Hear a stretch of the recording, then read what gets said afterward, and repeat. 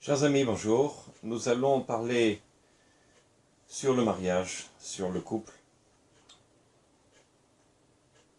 Nous sommes, lorsque l'on voit les mariages, stupéfaits de voir combien malheureusement à côté des mariages il y a des divorces. Une fois j'étais au consistoire et c'est écrit sur la porte,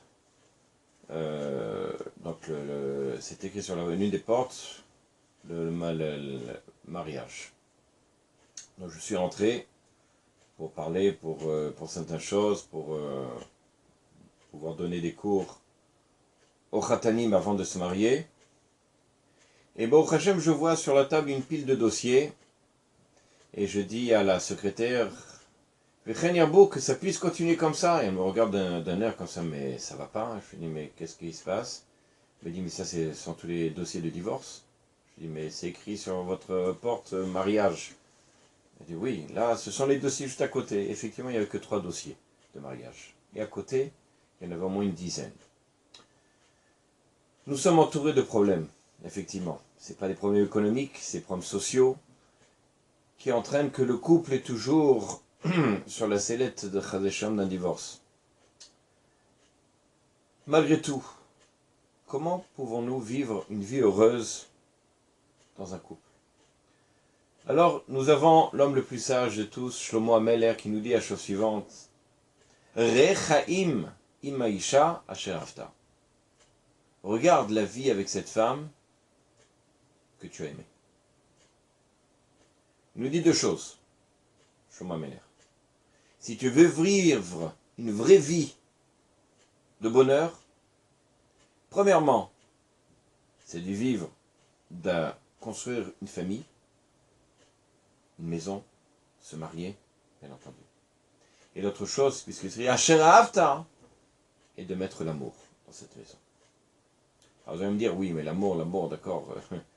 Souvent on voit les couples, la veille du mariage, ils sont explosifs. Le lendemain, ils sont super contents. La semaine d'après, ça va, ils se sourient. Et puis un mois après, tout juste, ils vont pas changer de trottoir. Alors il faut bien comprendre que le mariage en lui-même, c'est pas un apport de bonheur. De vivre ensemble, entre guillemets, c'est pas un apport de bonheur. Il faut qu'il y ait aussi l'amour. Alors, pour faire l'amour, c'est-à-dire apporter l'amour, alors il y aura tout. S'il n'y a pas d'amour dans le couple, alors vous pouvez être sûr qu'il n'y aura rien du tout. Que le couple, il se déchire. L'amour, il se s'acquiert pas avec de l'argent.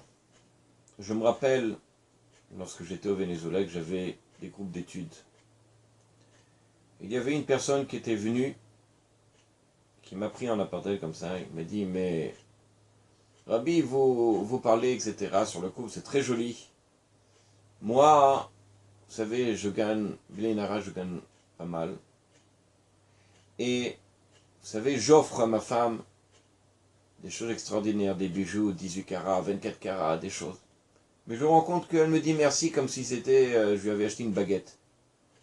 Je comprends pas. Alors je lui ai dit, écoute, tu es prêt à faire quelque chose, même si ça te semble ridicule. Tu es prêt à le faire? Il dit, bon, dites-moi, on verra. Je lui ai dit, non, tu prends et je te le dis. Il a accepté.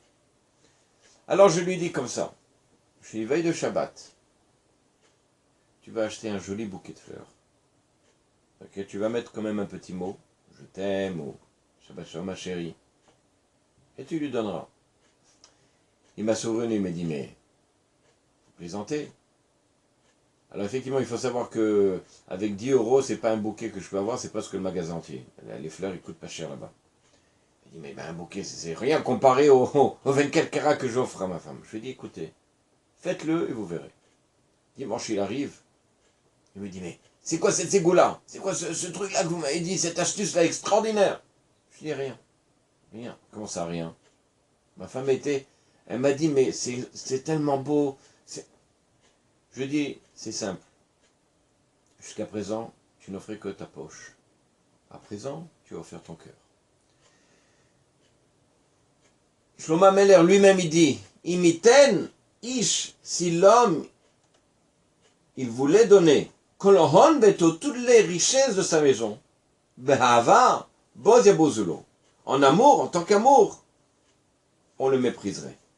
La femme, elle ne s'écarte pas avec de l'argent, avec des bijoux.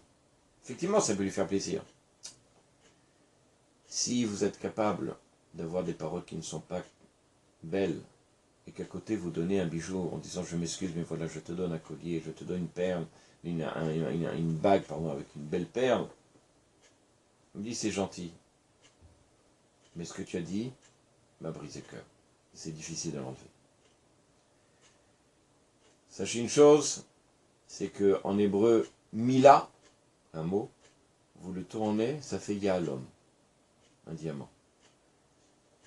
Alors, essayons de faire que toutes nos paroles soient un chaînon de diamants. Et effectivement, ça sera le plus beau cadeau que vous pouvez offrir à votre femme, et vice-versa. La femme, vis-à-vis de l'homme, vous avez une belle montre, alors des belles paroles en l'honneur au mari. À bientôt. Shabbat shalom.